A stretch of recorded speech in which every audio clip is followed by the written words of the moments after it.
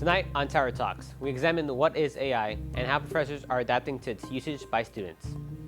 Tower Talks speaks to students about what they feel about AI and how they are adapting to this new technology. Then we speak to a panel of AI experts to understand what AI research is happening at UT and in the Austin tech industry. Good evening and welcome to the Tower Talks. My name is Daniel Davila. Tonight's episode is our first episode of the spring semester. We're excited to report the news to you this semester. We start tonight's news with an update on state, national, and international news. In state news, last Wednesday, February 11th, the airspace above the West Texas city of El Paso was shut down for 10 days by the Federal Aviation Administration. The shutdown order was re-signed a few hours later that same day. The shutdown was prompted by the use of military laser by Customs and Border Protection to shoot down objects that were identified by NBC News as party balloons. CBP reported allegedly that the party balloons were unmanned aerial vehicles being used to smuggle narcotics into the United States. The FAA and CBP are reported to not have coordinated the use of the laser with each other, which resulted in the FAA making the decision to shut down the airspace over fears about hazardous conditions for commercial aviation. It is important to note that while the airspace closure is unique in El Paso, the city is no stranger to military air defense technology. The Army houses an air defense artillery command at neighboring Fort Bliss. That post was also formerly home to the air defense schools for the U.S. Army and the German Air Force. In national news, according to the Associated Press, the ongoing partial government shutdown affecting the Department of Homeland Security has no end in sight. The shutdown follows the shooting of 2 American citizens in Minneapolis last month. While DHS announced last week that it was winding down operations in Minneapolis, there are still disagreements in Congress. Over the department conducts immigration enforcement operations, Democrats in Congress are advocating for the adoption of body cameras and a prohibition on face coverings, while Republicans say the prohibition of face coverings will lead to agents being targeted off-duty. This practice is called doxing. While the department is shut down, the 2 agencies targeted by Democrats, Customs and Border Protection and Immigration and Customs Enforcement, will still be funded due to the Big Beautiful Bill passed last summer. Agencies most likely to be affected are the Transportation and Security Administration, the Federal Emergency Management Agency, and the United States Coast Guard. In international news, the Munich Security Conference ended yesterday. The conference, held in Germany, saw representatives from the United States and its European allies to discuss security issues facing both sides of the Atlantic. The main American speaker was Secretary of State Marco Rubio. According to NPR, in a speech presented by Rubio, he spoke of the common challenges and the heritage of the United States and Europe. That is different from the speech given from last year's conference, given by Vice President J.D. Vance, where Vance was antagonizing against the U.S.'s European allies. According to CNN, multiple figures from the Democratic Party were also in attendance, including New York Representative Alexandria Ocasio-Cortez and California Governor Gavin Newsom. Their speeches focused on reassuring America's European allies that President Trump is limited to staying in power for another 3 years. When we come back, we examine what is AI and we speak to a UT professor about how his students use AI. Tower Talks will be right back.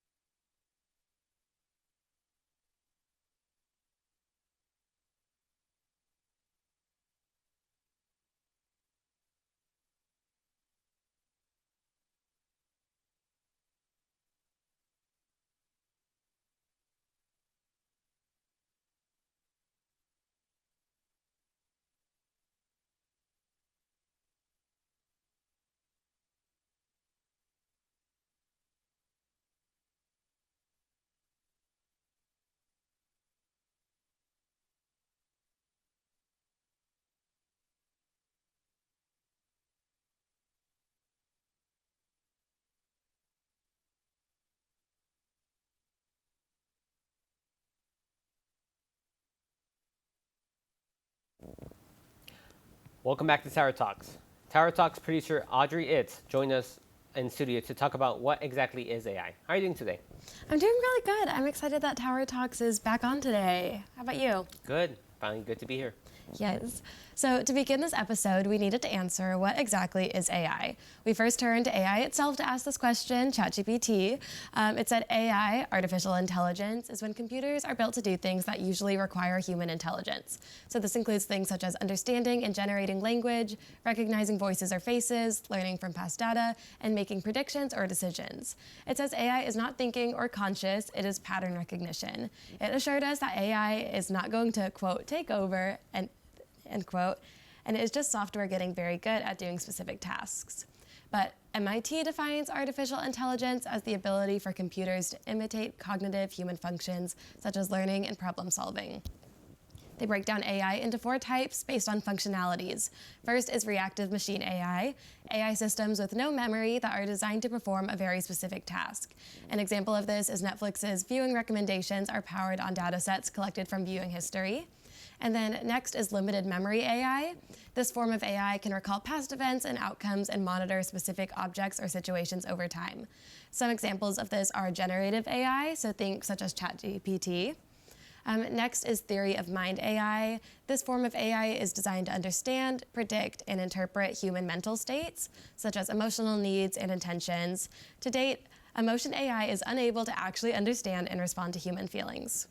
And then the 4th category is self-aware AI, a theoretical future AI system that possesses consciousness, self-perception, and understanding of their own existence and thoughts.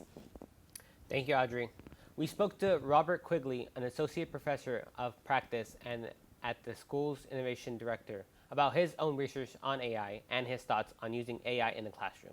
So I was teaching a class that we call Digital Storytelling Basics, which is one of our kind of freshman required classes here on campus. And I always had in the past couple of years before that, I had like a little segment on like machine learning and like where AI is going over time. And then ChatGPT came out. And when it did, I had a TA in the class who was really interested in AI, and we sat in this office and started playing around with it. We're like, whoa, this is so different than anything else that's out there. And that's when I decided to start like really paying attention to AI. Didn't really see it leak into the classroom until probably either the next fall or maybe even in the spring. I started seeing students using it here and there. It was pretty clear they were. I do think it's a pretty useful tool in some, instances. It's more about we're here to make sure that the students have the knowledge they need.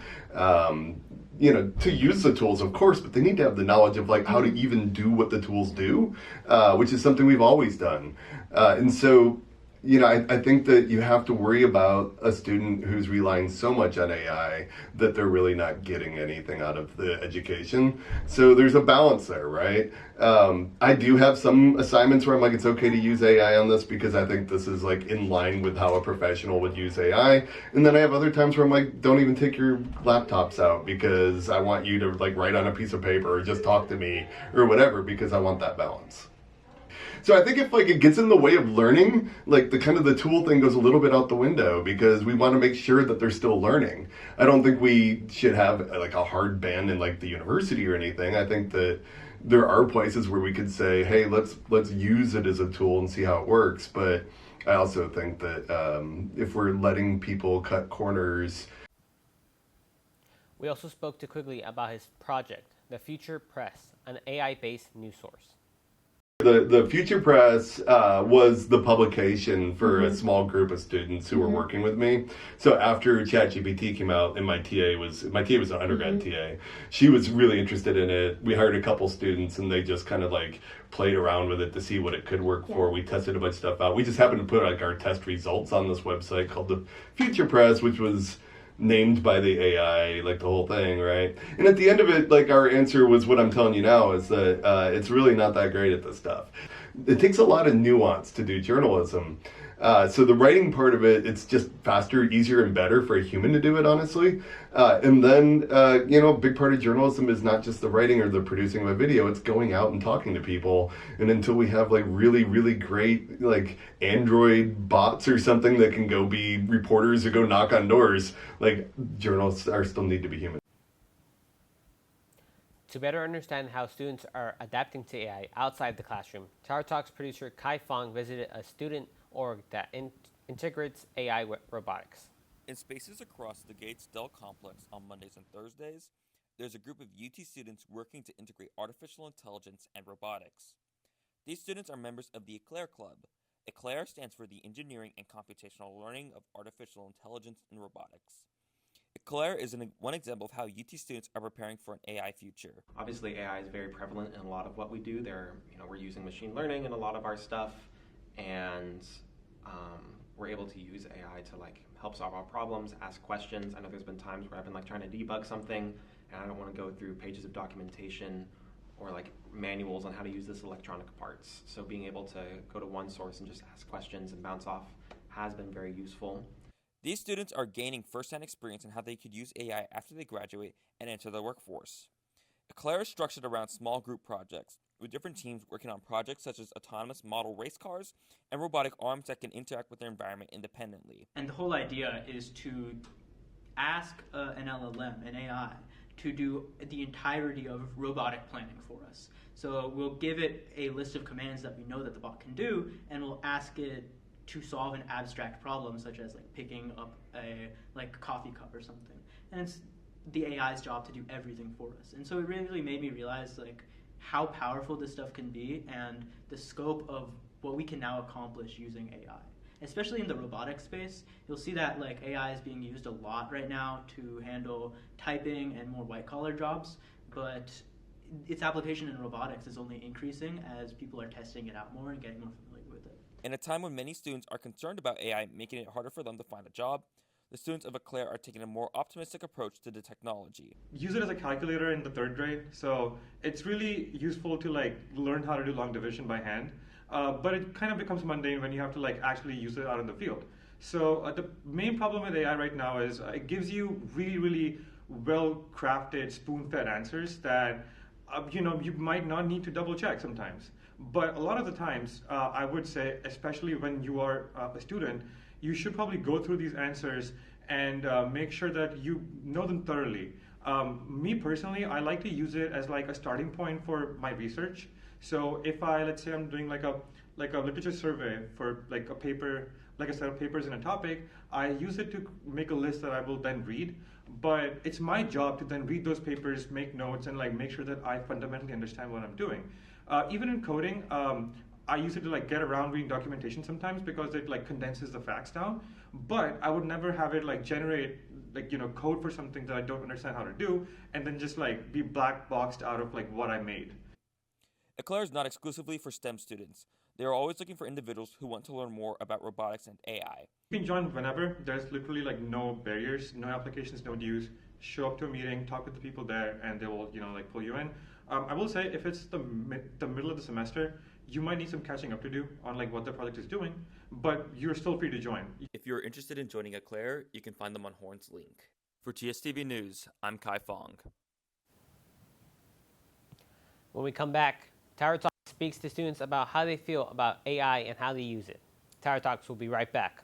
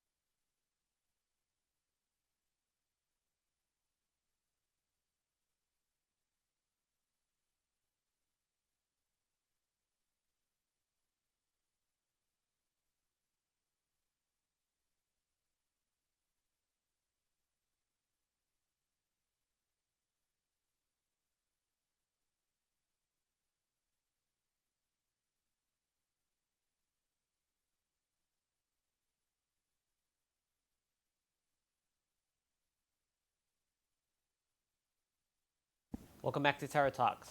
To understand how students feel about AI, Zion Tesfaye went onto Speedway to talk to Longhorns.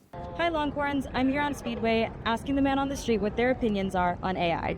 AI like in medicine is really helpful. I've done research with AI medicine, like looking at like cancer, where it can like spot like cancer cells. But I also think like AI doesn't have its like place in places that are like more very creative. Like a lot of my CS friends, they're like struggling and they're like, they're worried about that they're not gonna have a job. Or like also AI has a certain like look and I don't really like how it looks too.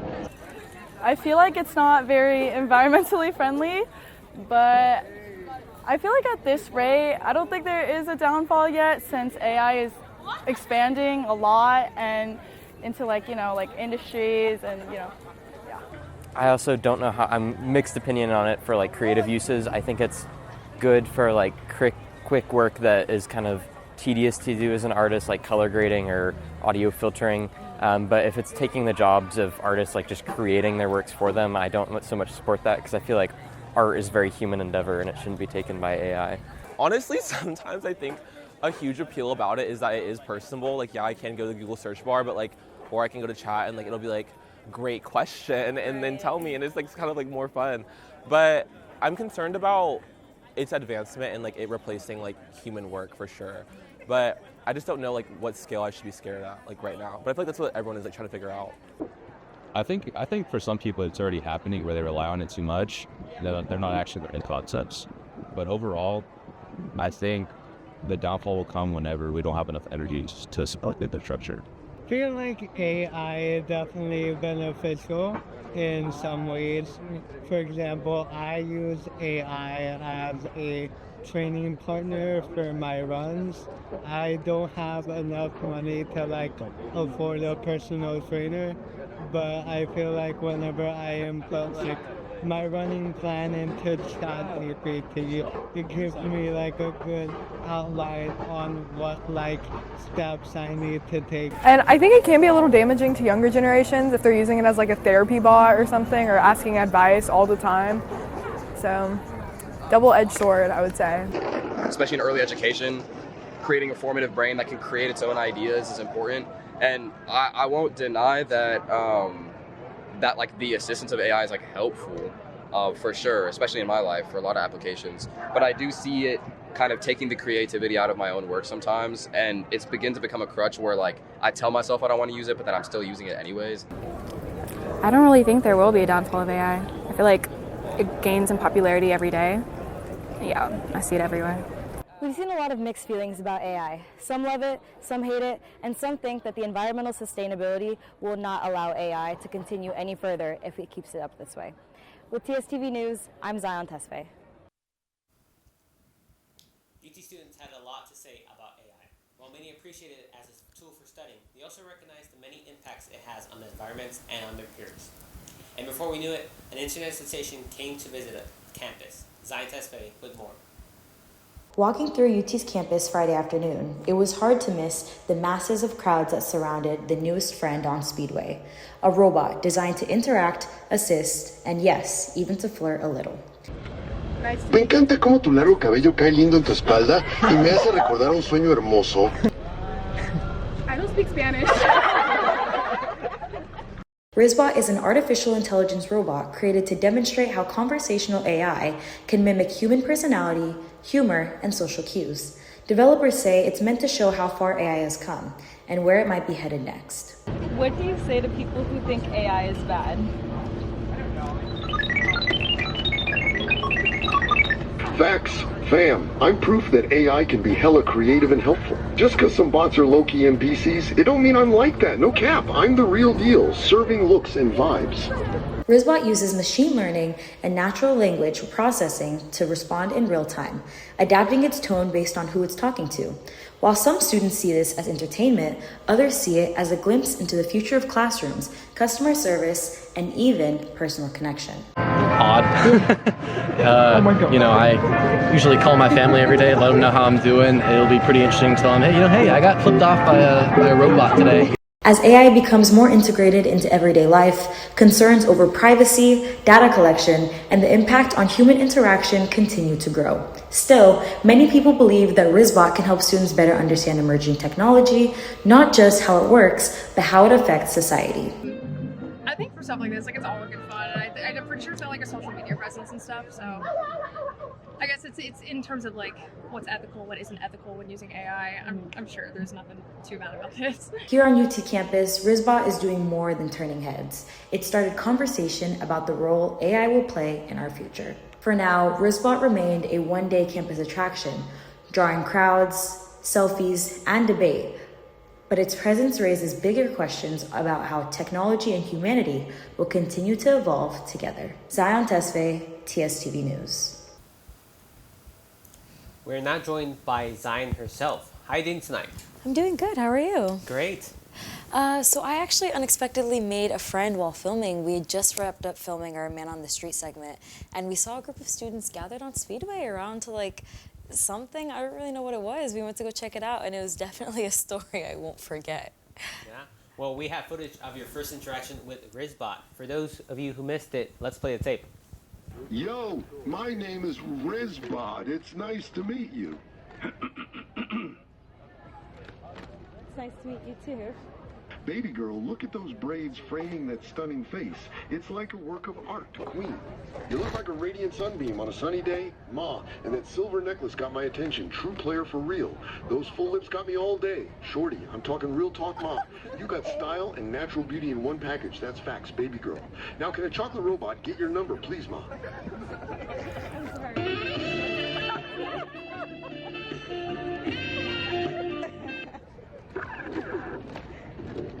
I'll be back. Quite the interaction, to say the least. That it was. If you want to see more content like that, make sure to follow at towertalks TSTV for more behind-the-scenes footage. It was definitely interesting. Yeah, sounds about right. Well, thanks for joining us, Zion. Thank you for having me. Of course. When we come back, Tower Talks speaks to experts about AI developments at UT and in Austin. Tower Talks will be right back.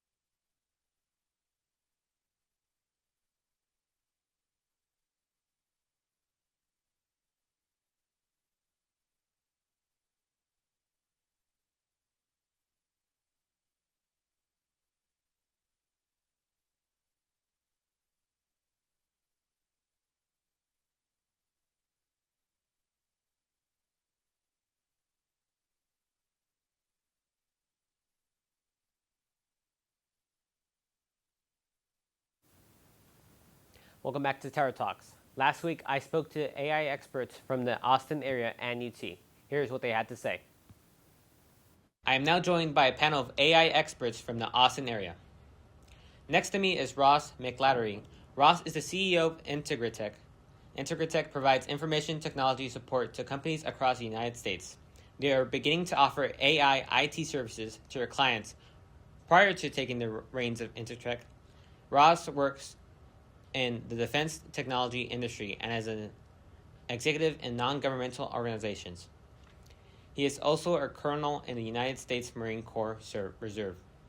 Our next two panelists are from the IC2 Research Institute here at UT Austin. According to their website, the IC2 Research Institute is an interdisciplinary research institute that uses research as a means to achieve real-world impact. One of their listed priorities is to advance the responsibility and development of AI in healthcare. Our first panelist at Ross left is Dr. Matt Kammer-Kerwick. Matt is the Director of Business Research at IC Squared. His research focuses on human issues such as integration of AI in healthcare. On his left is his colleague Yug David. Yug is a research associate with IC2. He began working there when he was a graduate student. His research project saw him use generative AI models to develop and to determine health risk factors in patients, while simultaneously protecting their data privacy. Gentlemen, thank you for joining me today. How you guys doing? Good. Yeah? Happy to be here. Yeah. We want to know more about how you use artificial intelligence in your personal and professional lives outside of your work development or developing AI. Ross? So my personal life? I use it for all kinds of things. I use it for cooking suggestions, recommendations. Probably how I dressed myself today. I play guitar, and so when I'm trying to understand a piece of music, understand what chords are being used, recommendations for type of equipment to get that sound. I think I'm limited to my own imagination for the uses of AI more than anything else. So there are a bunch of other applications I can't even think of right now that I do use it for, but I use it constantly. And I would just say the largest thing is it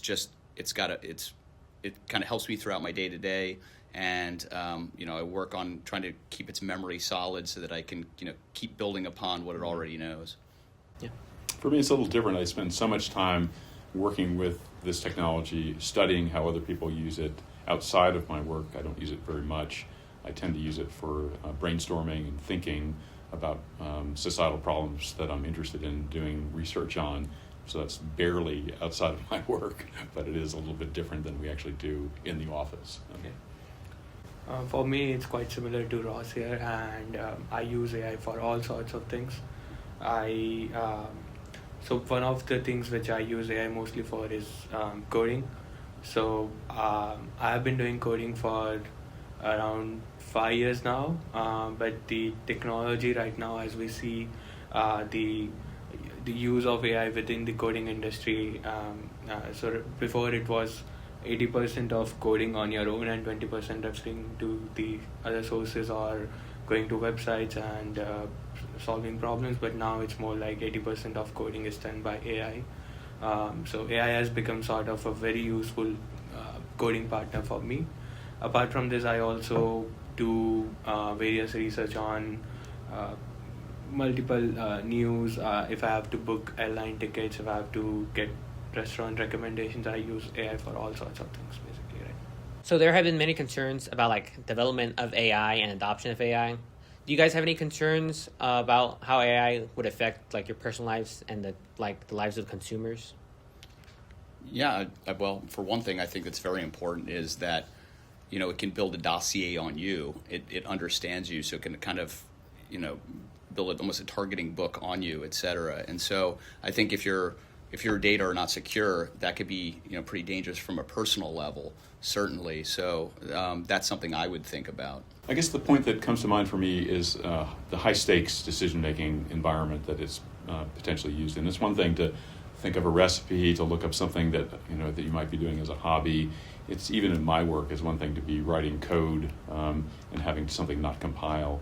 But where our work is really focused is on how it's used in healthcare, as you said in the introduction. And that's a different kind of application where we really have to be much more careful about the biases that are in the data, the lack of representation of all people in the data that are used to train the model. So the high stakes environment is really the critical one for me. Yeah, same concerns about data privacy.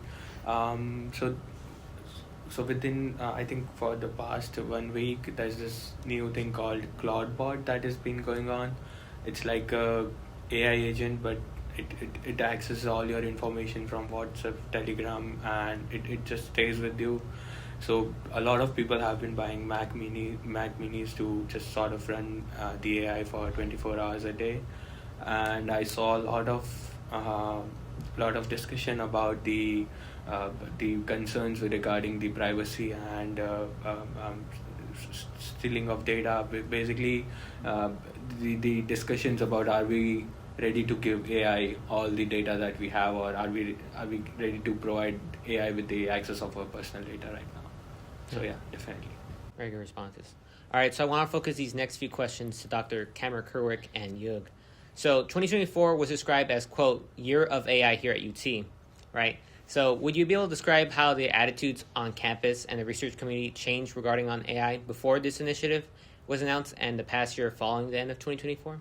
Yeah, I think to summarize it, we sort of very cautiously walked our way into this environment to the point where there was a lot of reticence among faculty and staff about its use a year and a half ago, a lot of caution. This year, we started out this academic year with the university actually creating a web page where there are certain tools that are being promoted for use. So I've seen that shift in acceptance, and part of that acceptance comes with the endorsement of the university to actually say that IT has looked at these tools and we're recognizing that these technological changes are occurring and that we're going to be part of this as opposed to be on the sideline looking at it. And that's a big change here at UT, and I think it mirrors changes that are happening in society broadly, that over time people are gaining a little bit more trust, but some of that trust is not really earned as much as it's just repeated exposure. We're getting used to it, so we trust it more. So in 24 I was taking classes here at UT. So with the advent of technology, the main concern was basically doing your projects, final year projects, or any kind of project that you have, because AI just made everything a lot easier for students to work on and a lot difficult for, I think, professors.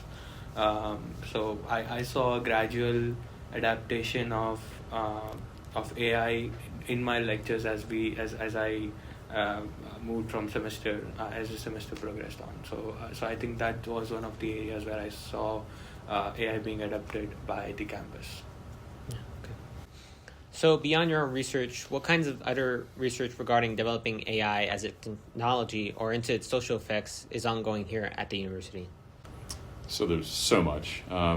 There's the Good Systems project, which has been around for almost a decade, that's addressing all kinds of AI issues. And I won't go into that, but I'll go back to the theme on healthcare AI, which is where our focus has been. And so we've done now, I think we're on our fourth study, looking at how healthcare providers, physicians, other healthcare providers are thinking about AI. And so we've been sort of tracking that over time, much the way that we were talking about how our university has become accustomed to it and is using it. That's what we're really looking at, is how it's being thought about and adopted or not by healthcare practitioners, both in the research environment, but also by clinicians in practice. I'll say that I have a lot of friends in multiple departments here at the university.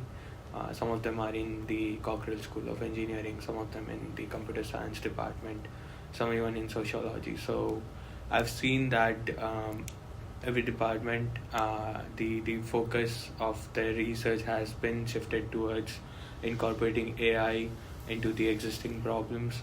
I would probably classify the ongoing research into 2-3 groups. So one would be the research ongoing, that is to improve the technology and to improve the models or the transformers that we are looking at. And the second one would be to incorporate the application of AI into different projects, whether it's mechanical engineering or aerospace engineering. So there's been a lot going on within the AI. Yeah. Okay. So now I want to talk a little bit more about how the year of AI here at UT affected the wider tech university here in Austin. Ross, would you be able to describe how this initiative affected both your company and other companies in the tech industry locally? Well, I can't necessarily speak directly to what UT is doing in general, but I would say that their research, building upon the research that you're seeing globally, essentially is just fostering an interest in it, and it's moving so quickly that I'd say the biggest thing that you're seeing is because there's so much focus on research and it's just growing so rapidly that I think there's a fear of getting left behind is growing, because November 18th through the 22nd there was a huge week of you had Nano Banana come out, you had GPT 5.1 come out, Gemini, had another model, and then a week later you had Opus 4.5, and so you're just seeing everything rapidly moving so quickly that I think it's just creating that I want to get in before I get left behind, because I do think, experience with AI compounds, and so you need to get in now. I think one of the things that I've noticed is this focus on generative AI has just overshadowed everything else in terms of the technology that we've been working with for 50 years. And we had a progress from decades ago in terms of statistical modeling that became machine learning that now has become generative techniques. And I think what's happening is we're replacing or overshadowing some really strong foundations with technology that is, as Ross is saying, just moving so quickly, and it's completely opaque. We don't know what's going on with those techniques, whereas decades before, there's always releases and things that are more publicly available about how those technologies work. And so the concerns that we're thinking about in terms of how AI can impact industry and impact people's lives and their communities is driven in part by this fact that the companies that are developing the generative technologies aren't really sharing what it is they're creating, and they're changing it so fast you can't even learn it, if you will, and get comfortable with it because the next model comes out. Yeah.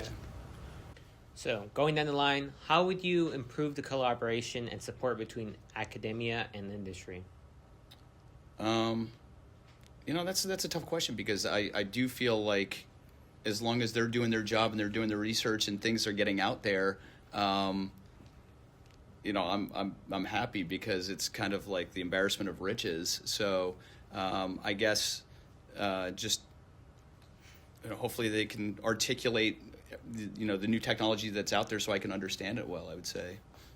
I think exactly to that point. I thought I was going to disagree with you, but it turns out to be agreement that we study the use cases, in particular in healthcare, and so what we're doing is trying to talk to patients, talk to providers, talk to healthcare systems about what their needs are, so that we have an ability to provide guidance to the actual technology developers as to what they should be doing, and in these high stakes situations, what concerns they should actually be thinking about, because they're smart people. But it's the closeness to the problem or that remove from the problem that can cause them to move too rapidly and not have the right concern about privacy, not have enough concern about representing everybody, and therefore making predictions for some people who are very accurate, but making predictions for another person, another identity, where the data are much more few and the prediction is not as good. And so trying to provide a collaboration with industry that allows us to promote the benefits of education about how these technologies work, so that people don't just take on the trust of the technology, but actually take on a critical thinking about how it should be used responsibly. I think that's the biggest service that we can, in academia, provide industry, but society writ large. Yeah, I do feel the same as I feel that academia and industry should go hand in hand towards developing, in fact, new technology and adapting. So there are a lot of ethical concerns within the AI, especially the use of not getting credit for the work people have done. So that is one of the major concerns that the industry and academia then they have to solve together. And also I feel that industry should be supporting academia to do more research on how to make AI, like how to build guardrails around surrounding AI technologies. Okay, so now I would like to discuss the elephant in the room. Much of the concern surrounding AI has been about the shift in the labor market it would cause. While new career fields are developing around the development and study of this new technology, many people are still fearful about AI. What would you tell a UT student who is concerned about their career prospects in this new age of AI? Sure. Well, I would say that, one of the big things I've seen, just talking to other people, about AI, and certainly internally within my company itself, is there is that concern that AI is going to take jobs away. And so you can view AI as a replacement for a human being, or you can think of it as kind of augmented intelligence. So there to support you, to be your co-pilot, to be your buddy.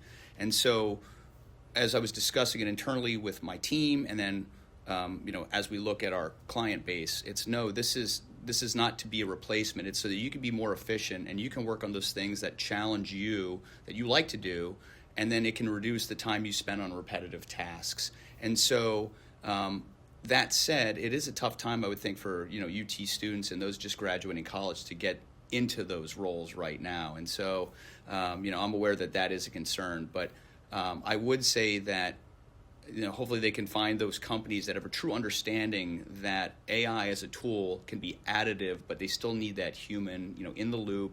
They need that imagination, that thought process that a human can provide that AI cannot.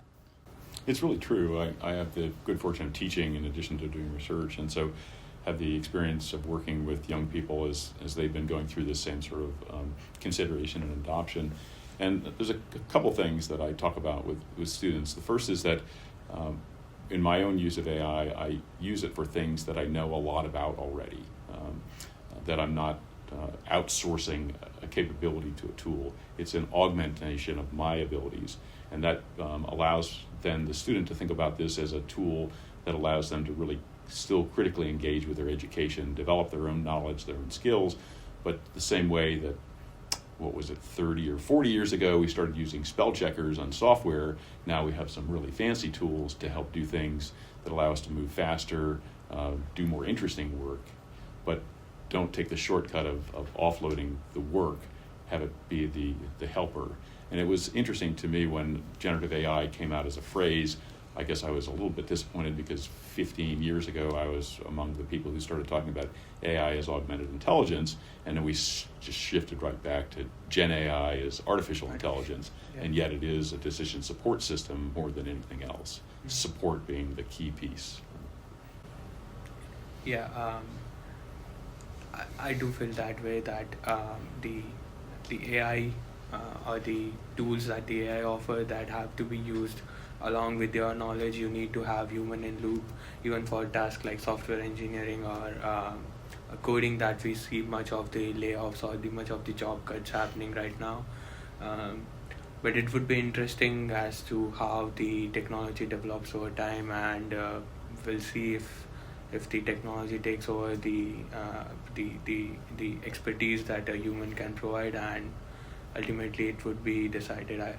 My best guess is within the next 10 years as to how things will change. But yeah, I'm quite not very optimistic about the concern of humans. What we hear about in our research is cautious optimism. That's a phrase that comes up over and over again. So I think that I would say describes us as well. Yeah. Yeah, I would say the same thing. All right, we are reaching the end of our panel. Are there any last comments you gentlemen would like to ask? We will start with Ross and then go down the line. No questions I would like to ask. I would just say that I think overall, I think it's going to be a net positive. I do think it will free people to focus more on the work that they want to spend their time on. And if we think of it as like augmented intelligence, then once again, it will give you the capability to do more that you want to do more of, and have something else do the repetitive tasks that you don't want. And so I think as long as we can make sure that we have the safety guardrails on AI, because I'm sure that's an entirely different topic, conversation that we can have. But as long as we can kind of find a way to maintain guardrails, I think overall it'll be a net positive. I think for me, the last comment has to do with how I think many of your viewers could approach this technology. And what I would invite them to do is to try to use it as a learning tool. And the example I'll give is sometimes I'll do the same task with 3 different platforms and just see what the differences are. And I don't have a lot of free time, as I was mentioning early, but I do make it an attempt at doing that just to see how the answers are different. And then I'll do the same thing a week later. And you get different answers across the platforms, and you get different answers at different points in time.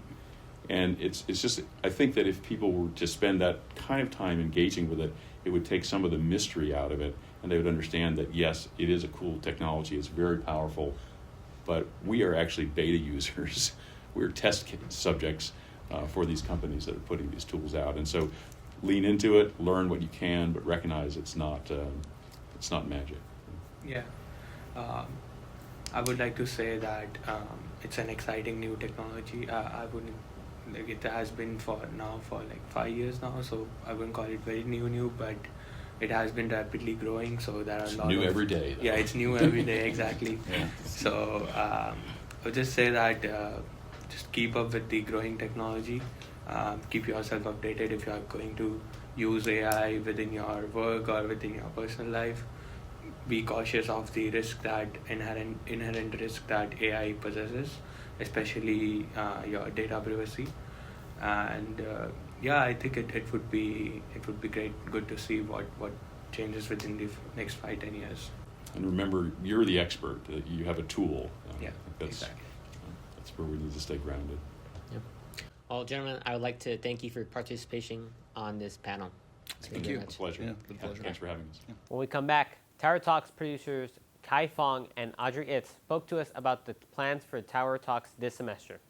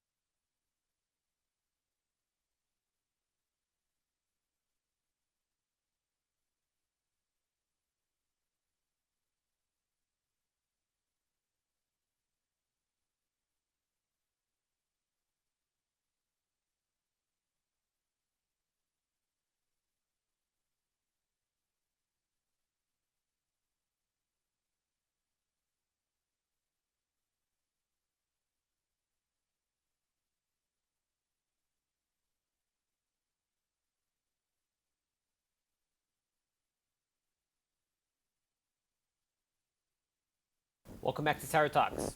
We are looking at a full Tower Talks lineup for this semester. To talk about what the show will look like this semester, I am now joined by Tower Talks executive producer Audrey Itz. Audrey co-produces the show with Kai Fong, who is currently in the control room. Audrey, thank you for joining me. Yeah, of course. I'm excited to be back on. Of course. So, what are the plans for the Tower Talks this semester? We are hoping to really dive deep into issues such as research, environmentalism, and the upcoming election primaries. Wow, okay, that sounds like a wide range of topics. Yeah, we really wanted to give the public a broader understanding of the UD community. And also this semester, we're really excited to be bringing back panels and speaking with experts. We really enjoyed this past show, getting to speak with the panelists about like the AI stuff and the CEOs and them coming on. So we're excited to bring that back. Yeah, sounds like an exciting semester ahead. Audrey, thank you for coming on to talk to us about your plans for the show. Thank you for joining us tonight. To watch this and all future Tower Talk episodes, subscribe to our YouTube channel and follow us on our Instagram at Tower Talks TSTV to stay updated on Tower Talks. For Tower Talks, I'm Daniel Davila. Good night.